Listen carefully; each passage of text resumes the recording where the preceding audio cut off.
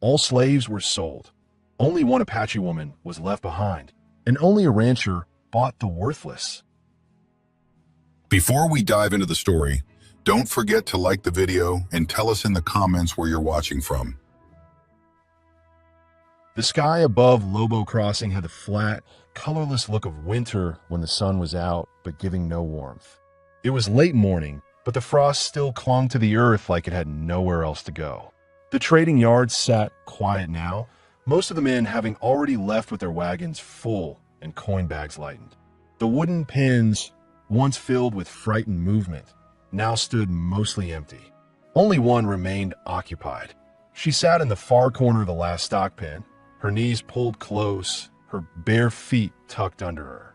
Her long black hair hung in loose strands across her face. A streak of dried blood ran from the edge of her mouth to her jawline. Her wrists were bound together with rawhide, tight enough to cut. The deerskin dress she wore was ripped down the side and torn across the chest. Her skin was bruised across the collarbone, along her shoulder, and around the ankles where she'd been dragged earlier. She didn't cry, didn't plead, just watched from the corner of the pen, her breathing steady, her chin raised like she wasn't afraid of any of them. The traders had stopped trying. Too wild, one had muttered, bit me hard enough to draw blood. Another man laughed about how she spat at him. One more called her worthless for not kneeling when told. They left her there, the one no one bought. Not worth the fight, they said.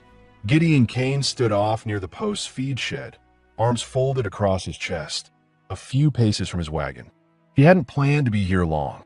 He came to pick up a few things, grain, new leather straps, a hinge for the barn door. The kind of errands he did maybe twice a season.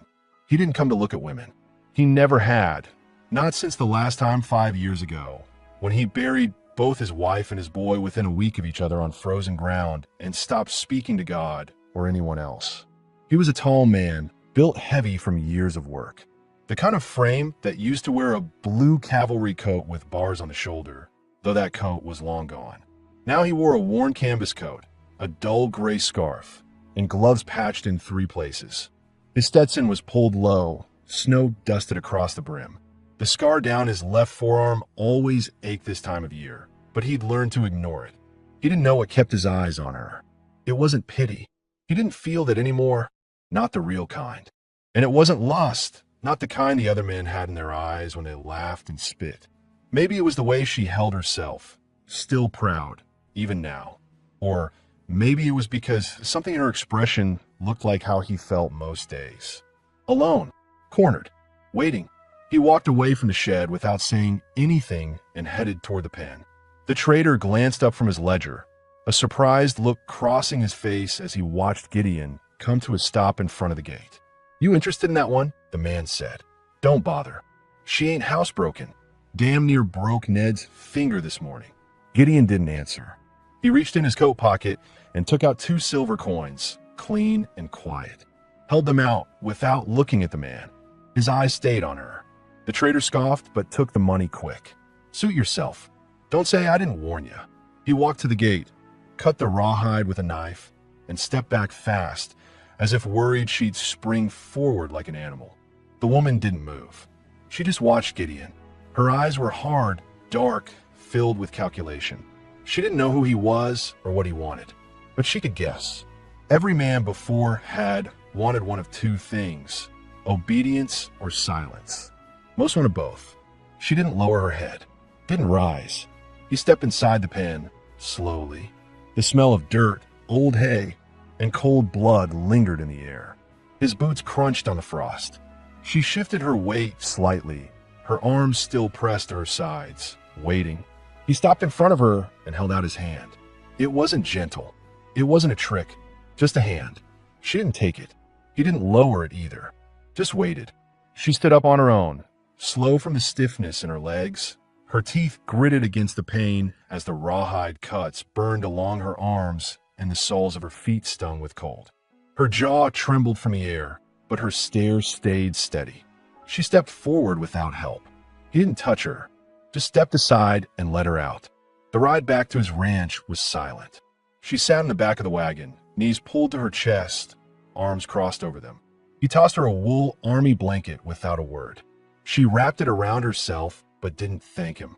Her eyes stayed fixed on the trail behind them for the first mile, like she was memorizing the route in case she needed to escape. Gideon focused on the road ahead. He didn't speak. He didn't look back. His thoughts drifted, like they always did when he passed the ridge overlooking the canyon, to the 2 stones on the hill behind the house. He hadn't let anyone come up there since. No one visited. No one stayed. By the time they reached the ranch, the sun had dipped behind the hills. The air had turned sharp. His dog barked once, then went quiet. He stepped down, unhitched the wagon, didn't look to see if she'd follow, hauled the grain into the shed. When he came back out, she was gone. He paused, eyes scanning the edge of the woods. He didn't call for her. Instead, he stoked the stove inside, left a small plate of bread and beans near the hearth, then sat down by the window. He waited. He didn't know why. Maybe part of him figured she'd run. Maybe a smaller part hoped she wouldn't. It was near 2 hours later when he heard the crunch of frost under bare feet. She appeared in the doorway, shoulders hunched, legs scraped worse than before. She looked like she'd tried to make it across the ridge, found nothing but cold and dark, and had to choose between pride and survival. He didn't move. She stepped inside without a word and went straight to the fire. Her hands shook when she held them near the flames. She smelled of bark and smoke and old fear. She didn't look at him, but she didn't try to run again. He slid the plate closer to her. She took it, sat with her back to him, ate every bite. He watched her shoulders ease, just a fraction. Her breathing slowed. Her eyes stayed down, but they no longer darted to the door. Gideon leaned back in the chair and stared at the fire until the logs split and hissed. He didn't speak. She didn't either, but she'd come back, and that was enough for now. She slept on the floor the first night, curled close to the fire, the wool blanket still wrapped tight around her. Gideon had offered the cot in the back room without saying much, just nodded toward it and left the door open. She never even looked in that direction. When he rose at dawn, she was still there, breathing quiet, one arm under her cheek, the other curled beneath her ribs. He didn't wake her, just stoked the fire and stepped out into the bitter cold to start chores. The frost cracked under his boots as he crossed the yard to the barn. His dog trailed him in silence, tail low, sensing something had changed. Inside the barn, the air was warmer, hay thick on the floor, the smell of horses and old leather settling around him like a memory. He fed the animals, checked the water trough, rubbed down the old mare's leg where she'd pulled a tendon the week before. His hands worked by habit, but his thoughts were elsewhere, kept going back to the woman now in his cabin. He didn't know what she'd do. She could still run. Might wait till his back was turned, steal food, maybe even a rifle if she was desperate. He hadn't locked anything. Didn't plan to. If she wanted to leave, she would. He wasn't keeping anyone, but there was a weight to her silence last night that didn't feel like escape. More like exhaustion. Like the choice to stay wasn't surrender. It was just the only thing left. When he stepped back inside, she was awake, sitting on the same blanket near the fire, arms wrapped around her knees, hair in her face. She didn't speak, just watched him with those guarded, unblinking eyes. He poured hot water into a basin, set it down near her without comment. She looked at it, then at him, and when he walked away toward the pantry, she slowly reached out and began to clean her hands, rubbing the dried blood and dirt from her fingers. That was how it went the next few days. She didn't talk, and he didn't press her. He left food near the hearth each morning, ate his own in silence across the room. When he chopped wood, she watched from the porch. When he returned from the barn, she had swept the floor. Quiet trades. No requests. No thanks. Just routine. On the third day, she found a nail sticking up from one of the floorboards. She used the heel of his boot, left near the door, to hammer it back down. When he saw it later, he noticed the nail flush with the plank and the scuff mark her heel left behind. He didn't say anything, just stood there a moment longer than he needed to. She started using the cot after that. Still didn't close the door. Still kept her back to the wall. That evening, he found her near the front window, staring out at the hills as the sun dropped behind them. She didn't turn as he approached, but she didn't move away either. He stood beside her, hands his coat pockets, shoulder close enough that he could hear her breath.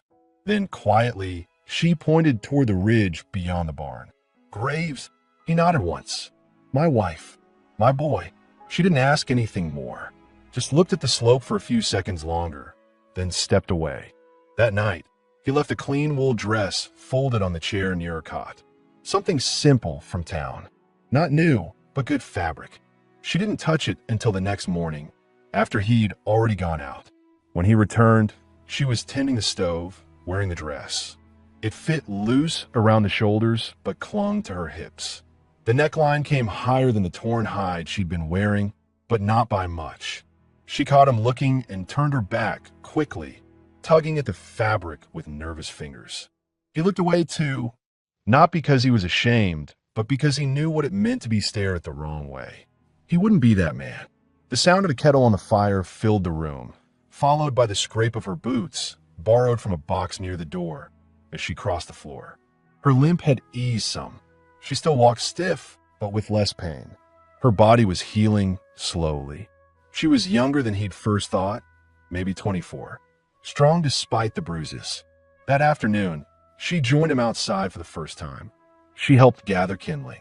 Didn't say anything, just followed a few paces behind, watching how he did it, copying the movements. At one point, she bent to pick up a branch and winced when her side twisted. He stepped forward, hand out, but she raised hers quick, not in refusal, but caution, like a warning. He froze, waiting, then nodded, backed away. After a few more steps, she straightened and kept going. They moved like that, careful, quiet, watching each other without speaking much. Later that day, he patched a broken bridle at the barn workbench. She stood in the doorway, arms folded across her chest, watching. Then, without being asked, she walked over and began mending a tear in the saddle blanket beside him. Her stitches weren't pretty, but they held. It was the first time they worked side by side. When they went inside, she lingered near the table. He served stew, rabbit and potatoes boiled thick, and sat across from her.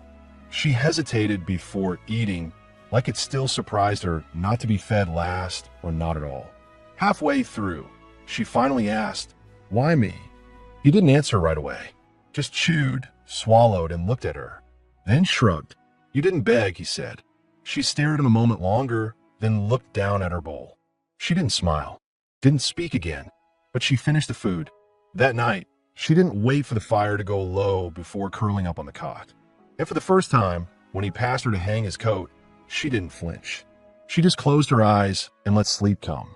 In the dark, Gideon sat near the stove, watching the flames lick at the iron. The room was quiet, safe, not fixed, not healed, but it was no longer empty. The wind howled hard that morning, blowing snow sideways across the valley before the sun had even touched the ridgeline. The world outside was all white and gray, the sky low and mean. Gideon opened the door just long enough to check on the weather, then shut it against the cold. They'd be snowed in by nightfall, maybe for days. He set the kettle on the stove and rubbed his hands, stiff from the chill. Behind him, Tiva sat on the cot, legs folded under her, watching quietly. Her hair was still damp from the water she used to clean herself earlier. A faint red mark on her collarbone caught the light as she adjusted the wool dress, the neckline shifting. She saw him glance her way. Their eyes met for a second too long. She didn't look away, but she did shift her shoulders slightly, drawing the fabric higher. He looked down, moved back to the kettle, poured 2 mugs, handed her one without a word. The silence between them wasn't awkward anymore. It had weight, shape. It said more than anything spoken. But there were questions building. Not just between them, but unspoken ones from those who might be watching. Those who'd wonder why she trusted him at all, why he hadn't sent her off, and why she hadn't run again. That morning, she broke the silence first. "Where's your family buried?" she asked, her voice still rough from disuse. He looked at her, then toward the window, ridge behind the barn, under the cottonwood. "You live here alone since?" He nodded. 5 years. She took a sip from the mug. Steam rose past her cheek. She was sitting straighter now, more at ease in her skin, though her body still bore the signs of what had been done to her. The bruises were fading. Her limp was almost gone. But the scar along her shoulder, long and raised, wasn't going anywhere. "You have no people left?" she asked. He didn't answer right away. Then, no. Tiva set the cup down carefully on the table. Her fingers hesitated before pulling the sleeve of her dress lower, covering her arm. "I was traded away 2 winters ago," she said. "Twice since then. One man beat me. Another tied me for 3 days. Trader said I was too much trouble to keep." Gideon didn't speak. He stood there, letting her say what she wanted, offering nothing to interrupt it. "They called me cursed. For speaking out. For fighting back. I was tied to a post for 2 days last time, then brought here to sell." Her jaw tightened, but I wouldn't kneel. He nodded once. "I know." The kettle popped again behind them. The fire crackled. A crow called outside, the sound sharp against the wind. She looked at him then, not with pity, not seeking it either, just meeting him eye to eye. "I stay because I'm not afraid here," she said. That was the closest either of them had come to naming what was building between them. Later that day, when the snow had covered everything in a thick white blanket, she helped him close up the barn. They worked in rhythm now. She knew which tools to hand him without asking. He knew how to read when she was sore or when she needed space. The dog, old and half-lame, trailed after them both, tail swishing slowly. Inside, as the wind picked up, Gideon lit 2 lanterns instead of one. The cabin was warm, dry. She stirred the stew this time. He let her. Her movements were careful, still unfamiliar with the kitchen, but steady. He set out 2 bowls. She placed a third on the floor for the dog.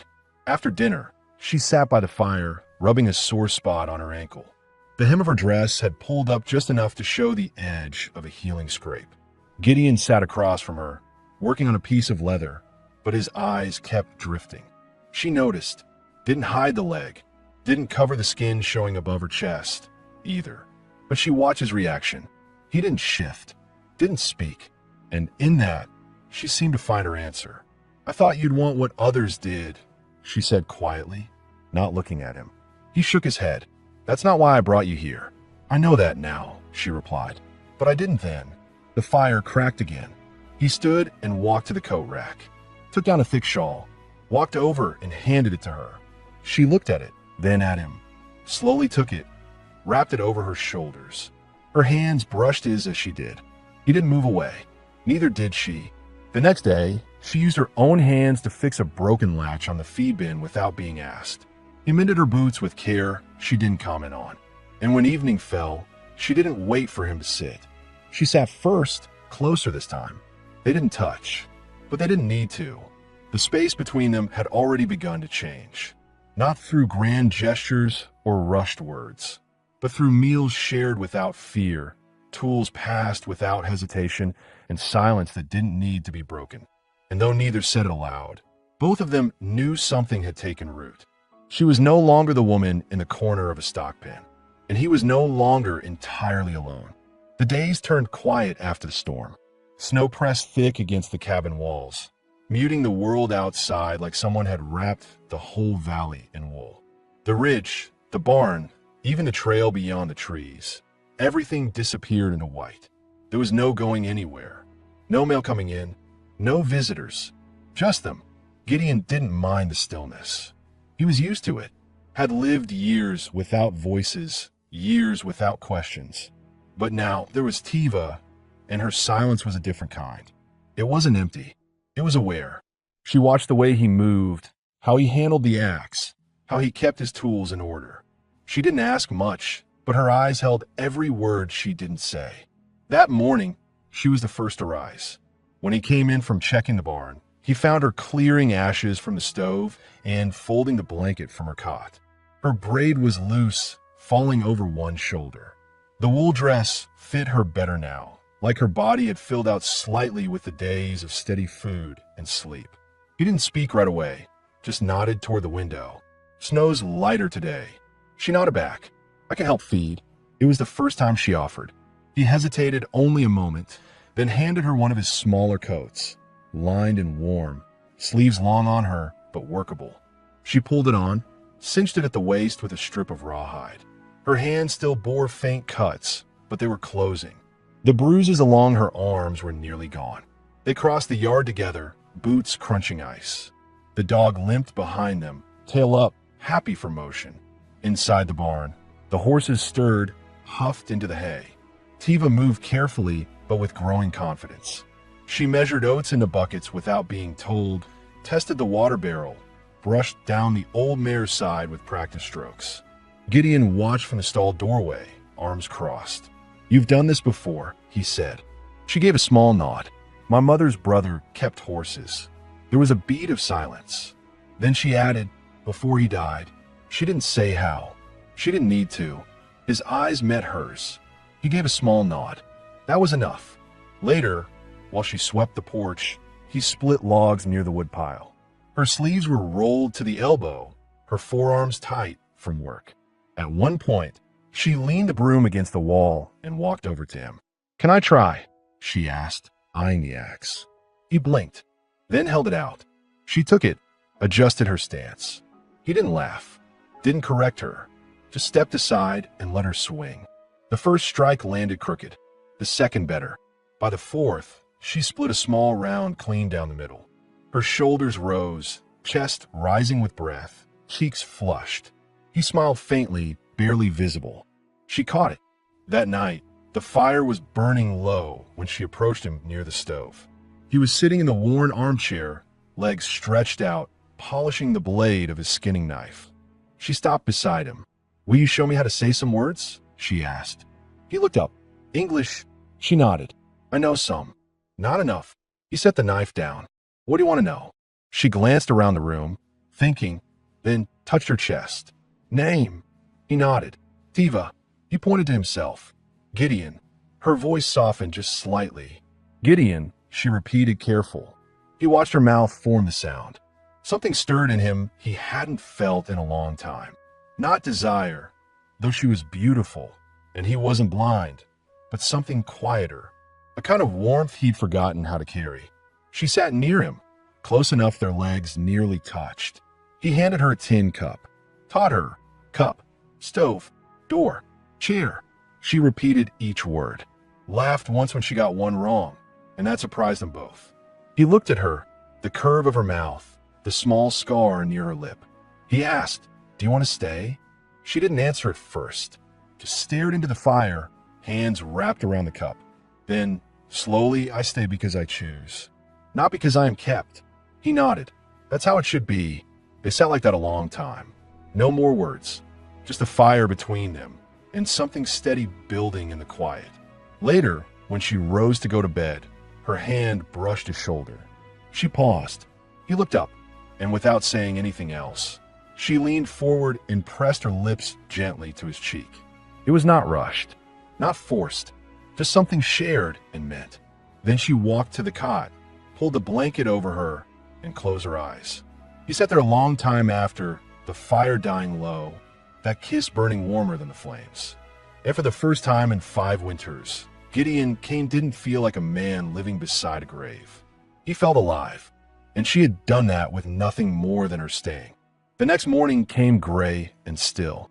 The snow had stopped sometime during the night, and the sky was now a dull sheet stretched tight above the valley, holding back whatever storm was next. Inside the cabin, the heat from the stove still lingered, but the coals were low. Gideon stirred before dawn, same as always. He rose from a chair he'd fallen asleep in, stretched his back, and glanced toward the cot. Tiva was already sitting up, legs draped over the edge, hair falling down one shoulder. She rubbed her hands slowly, still waking.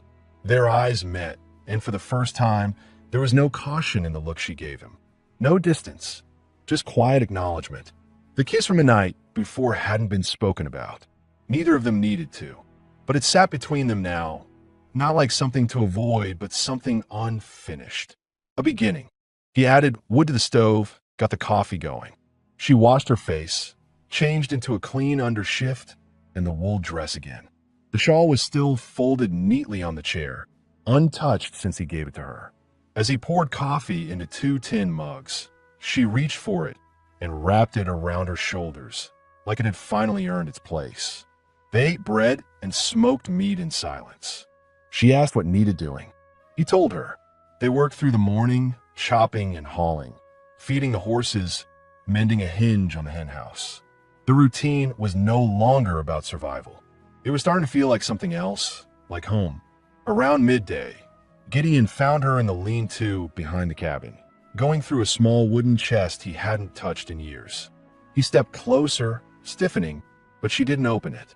Just sat with one hand on the lid, her fingers resting on the worn carvings. He stood behind her. That was hers. My wife's. Tiva didn't turn. You kept her things? He nodded slowly. Didn't know what else to do with them. She looked over her shoulder. Do you want me not to touch them? He shook his head. No, it's all right. She hesitated, then lifted the lid. Inside were folded shawls, a hairbrush, a small Bible, a dried bouquet tied with faded ribbon. On top of it all was a photograph, black and white, the edges curled. A woman with light hair, standing beside a small boy with a crooked smile. Tiva held it up gently. Your son. He nodded. Micah. He was 6 when he fell from the bluff. Her hand didn't tremble, but her breath did. I lost a brother to the river. He was 8. We never found him. They didn't speak for a while. The wind picked up outside again. The chickens scratched in the snow near the barn. Tiva set the photograph back, slowly closed the lid, and stood. I won't take space that belongs to her. Gideon looked at her hard then. You're not taking anything. She held his eyes. I don't want to be a shadow, she said. You're not. He said it with a certainty she hadn't expected. That night, they sat closer at the fire. The silence between them had changed again, thicker, quieter, not tense, but waiting. He reached out and handed her a small comb, the one that had belonged to his wife. She looked at it, then at him. You wanted to have this? He nodded. She held it to her chest, then set it gently beside her, brushing a few strands of hair back with her fingers. The fire lit her skin in warm tones, shadows dancing across her arms and collarbone. The neckline of the dress had slipped lower again from where, showing more than it should have, but she didn't pull it up this time. He didn't look away. She didn't hide. Later, when she went to the cot, she paused by his chair. He looked up. This time, she didn't kiss his cheek. She leaned forward and touched her lips to his, soft and slow, just once. When she pulled back, her eyes stayed on his. He didn't speak, didn't move, but his hand lifted and he gently touched her wrist, only for a second, only to let her know he was still there. Then she turned and walked to bed. The fire burned low. The wind rose and fell again. And for the first time in years, Gideon Kane closed his eyes not to forget, but to remember the way her lips felt when she chose to stay. By the time the snow began to melt off the ridge, something had settled between them. Quiet, unspoken, but steady. The work continued as always. Feed the horses, split the logs, patch what the cold had warped. But the rhythm was no longer just for survival. It was a routine that held meaning now. 2 people choosing the same place each day. Staying. Tiva moved through the cabin like she belonged, because by then, she did.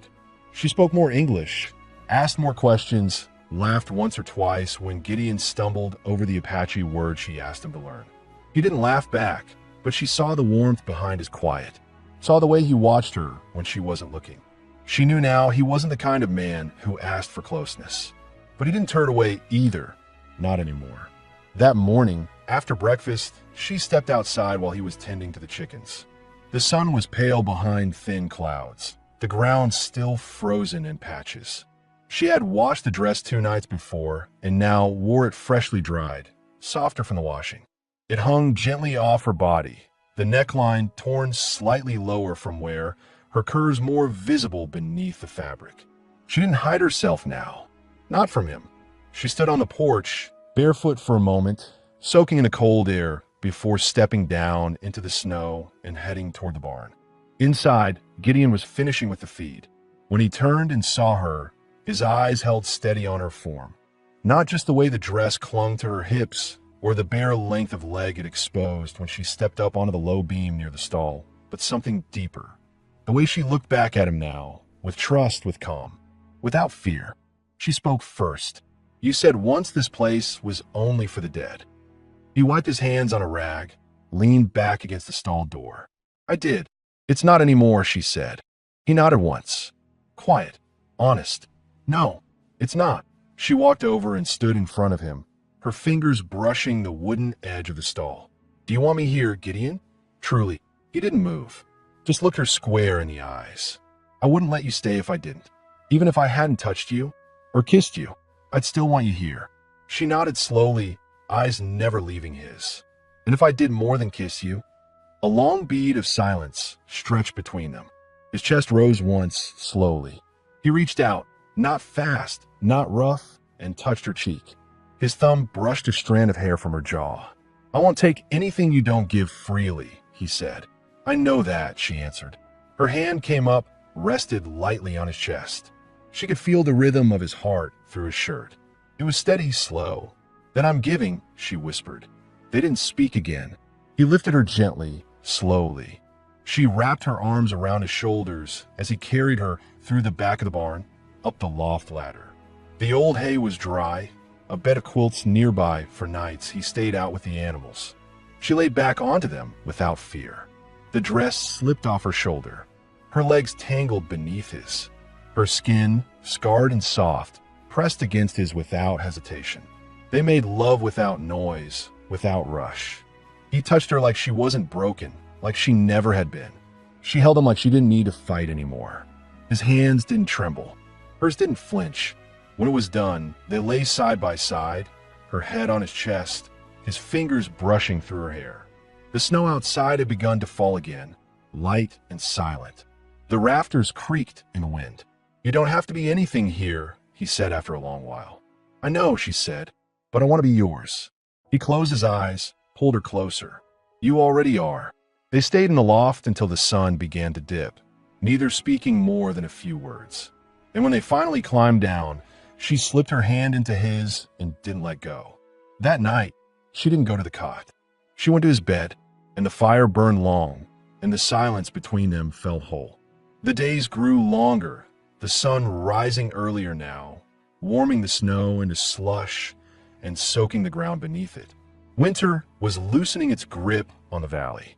The cold still came at night, but in the mornings there was birdsong again, and the creek down past the cottonwoods had begun to trickle over ice-cracked stone. Tiva no longer used the cot. Her shawl now hung beside Gideon's coat.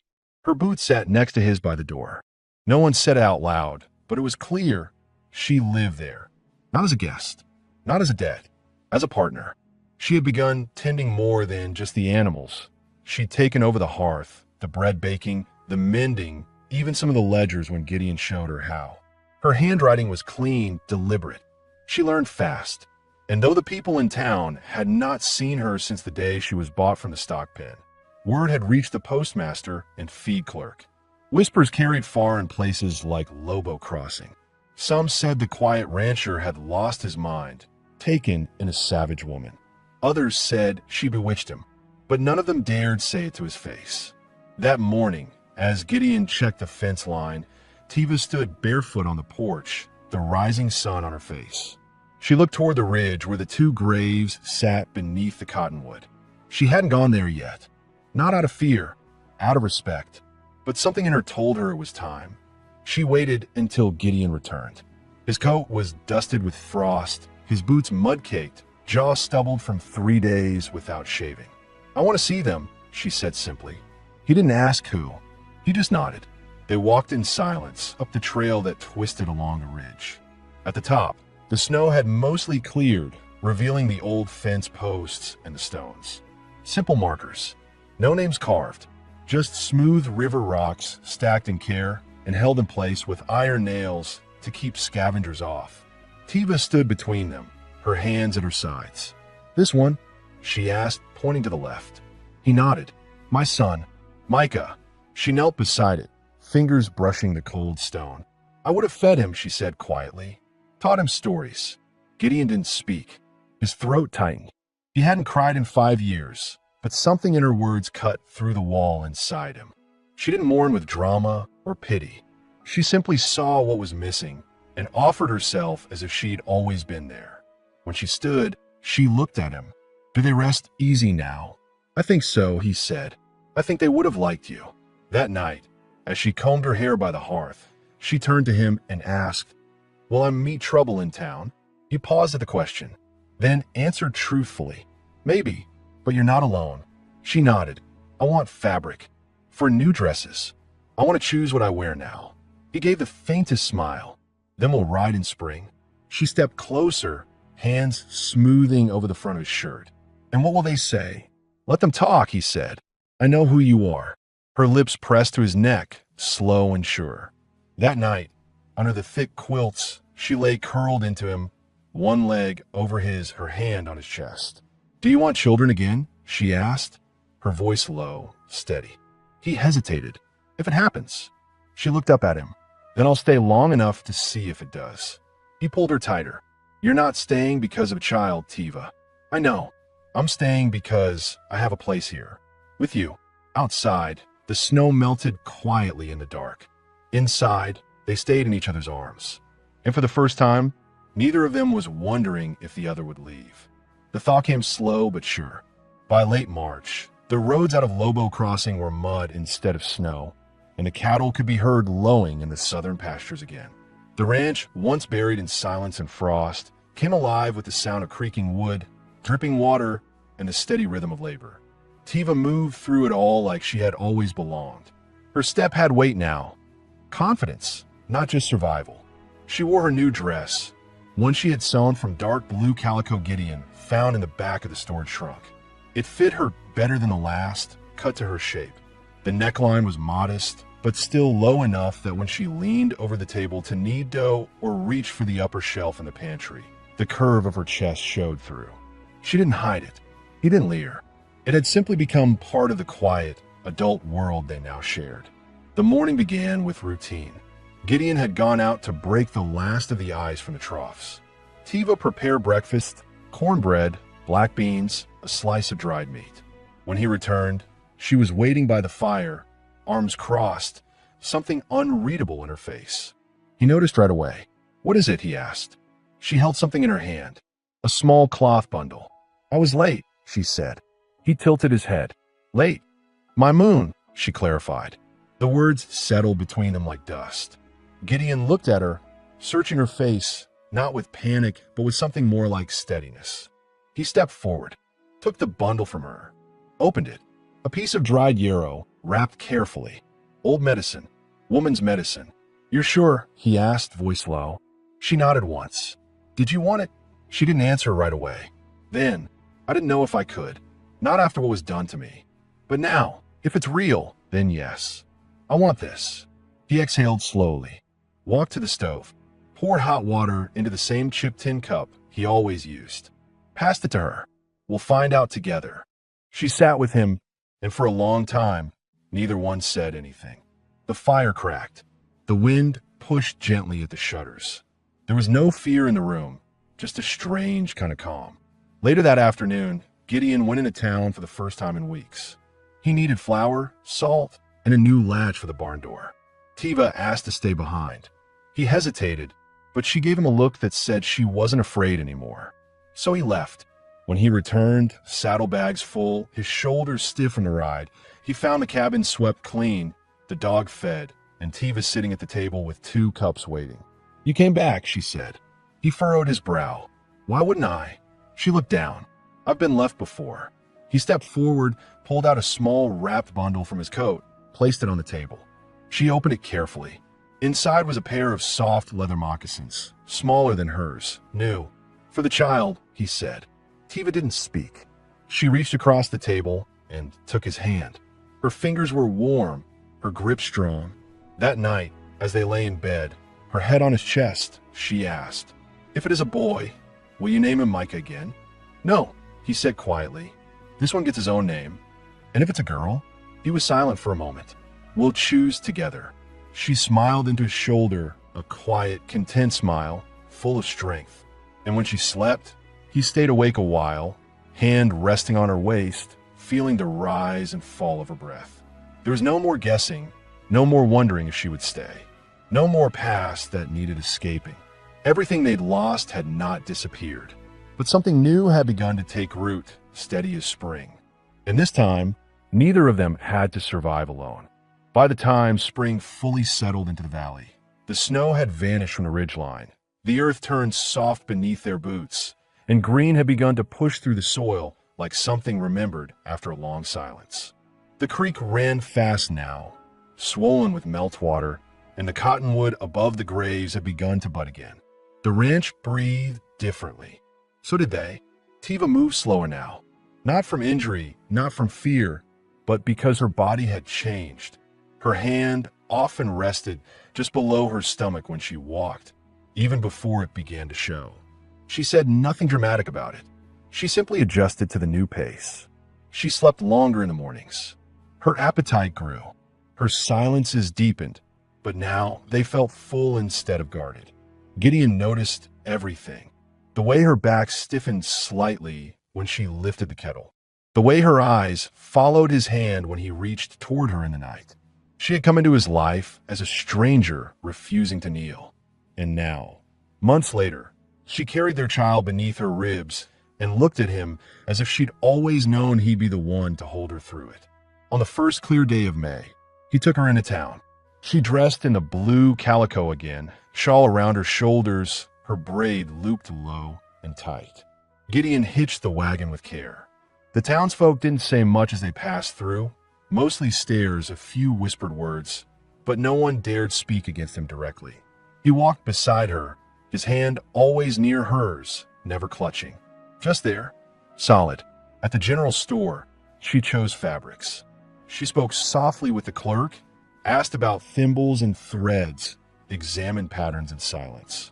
Gideon watched from the corner, arms folded, as she ran her fingers over the bolts of cloth like someone remembering the feel of dignity. A few women glanced at her, curiosity in their eyes, but not cruelty. One offered a slight smile. Tiva nodded back. They didn't stay long. Back at the ranch, as the sun dipped low, Tiva carried the folded fabric to the table, laid it out, and began to cut. She worked slowly, her motion sure. She was sewing for the future now. For herself. For the child. Gideon brought her water. Watch her work. He didn't interrupt. That evening, after supper, they sat together on the porch. The wind was soft. The hills green. The air smelled of pine and damp soil. She leaned into him, her head resting beneath his jaw, and he wrapped an arm around her, fingers grazing her shoulder. "I never thought I'd have this," she said. "Not after what they did." He didn't speak right away. Then, "It didn't take you from yourself. You held on." She looked up at him. "You didn't fix me. I didn't try. That's why I healed."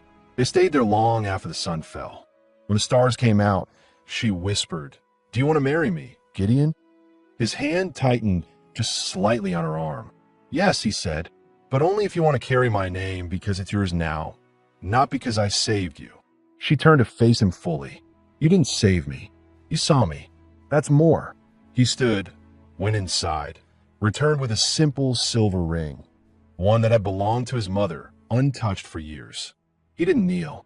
He didn't make a speech. He simply offered it to her. She slipped it on her finger. It fit. That night, as they lay beneath the covers, her back pressed to his chest, his hand resting over her stomach, they spoke of names. Of the child. Of the fence they would build for a garden. Of paint for the cabin. Of a swing hung under the cottonwood tree. And when the fire died low, and the room fell into stillness, neither of them feared the quiet anymore. The woman once called worthless now lay safe in a warm bed, beside the man who never once asked her to bow.